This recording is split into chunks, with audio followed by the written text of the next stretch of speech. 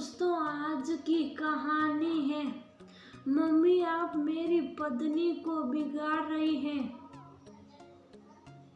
दोस्तों, कहानी शुरू करने से पहले अगर आपने चैनल को सब्सक्राइब नहीं किया हो तो कर लीजिए ताकि आपके पास पहुंचे हर नया वीडियो। अरे ये क्या, ये दोनों सास बहू की जोड़ी किस चीज में झूठी पड़ी है। शोभित ने ऑफिस से वापस आकर घुसते ही नीदू और तरु को एक साथ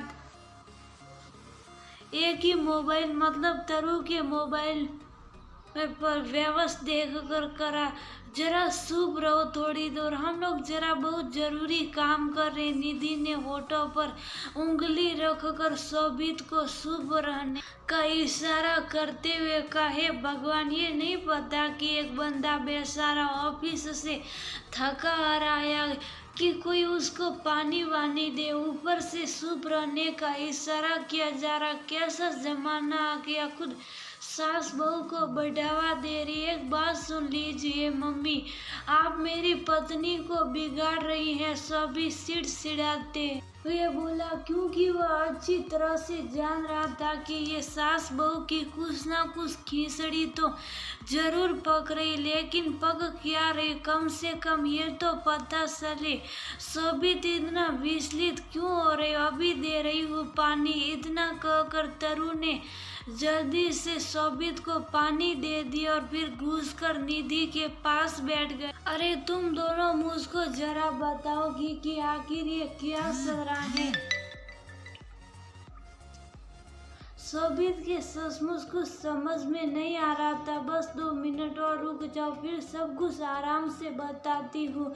निधि ने शोभित को शांत करते हुए कहा, बस मम्मी जी, अब बस सब हो गया। ये कहते हुए तरु और निधि ने ठंडी सांस ली और शोभित उन दोनों को चेहरे से लग रहा था कि उन लोगों ने सचमुच किला फतह कर लिया। चलो तरु बेटा, अब फटाफट चाय बना लो, क्योंकि अब तो मेरा मन भी बड़े जोर शोर से चाय पीने का हो रहा। निधि ने मुस्कुराते हुए तरु से कहा और थोड़ी ही देर में तरु 3 कपों में बढ़िया मसालेदार चाय बना कर ले आई और तीनों लोग बैठकर चाय की चुस्कियां लेने लगे। अरे मेरी मम्मा, अब तो कम से कम बता दीजिए कि आप लोगों के दिमाग में चल क्या रहा और आप लोग किस काम में जुटे पड़े थे।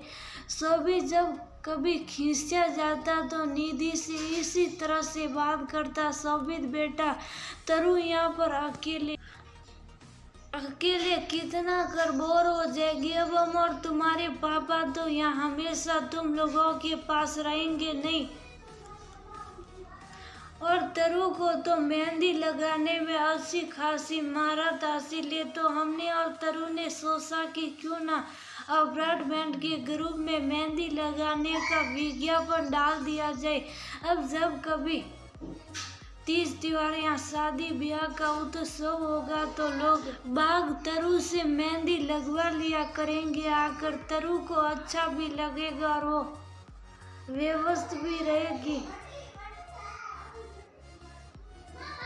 बस इसलिए उसका विज्ञापन बनाकर हम लोग अपार्टमेंट के ग्रुप में डाल रहे थे। निधि ने अपनी बात रखते हुए कहा, असल बात निधि इस अपार्टमेंट में बेटा बहू की शादी के बाद उनके साथ पहली बार रहने आई थी और लोगों से थोड़ा बहुत जान परिचय भी होने लगा था। बस तभी निधि ने तरु के साथ मिलकर ये योजना बनाई। तरु तो ये सुनकर सचमुच बहुत खुश हो गई कि उसके हुनर को एक पहचान मिलेगी और वो इसी बहाने व्यवस्था भी रहेगी।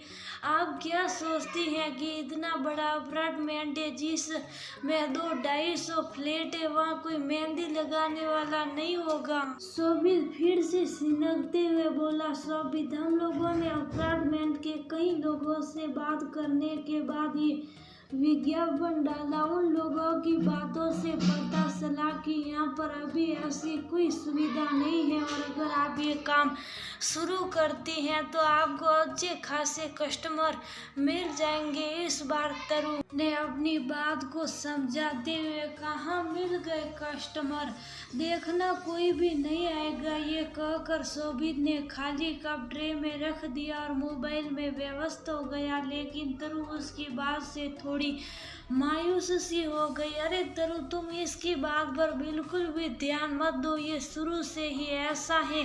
निधि ने तरु का मायूस चेहरा देख कर कहा, और सही बात, किसी का भी फोन नहीं आया। अब तो सचमुच तरु दुखी हो गई। लेकिन 2-3 घंटे के बाद तरु के पास 2-3 फोन आ गए मेहंदी लगवाने के लिए, क्योंकि 2-3 दिन बाद ही वह वट सावित्री की पूजा थी। अब तरु तो बहुत ही ज्यादा खुश हुई कि हाँ, उसकी और उसकी सास की सोच बिल्कुल सही निकली। तरु को तो यही लगा कि उसके हुनर को सचमुच पंख मिल गए।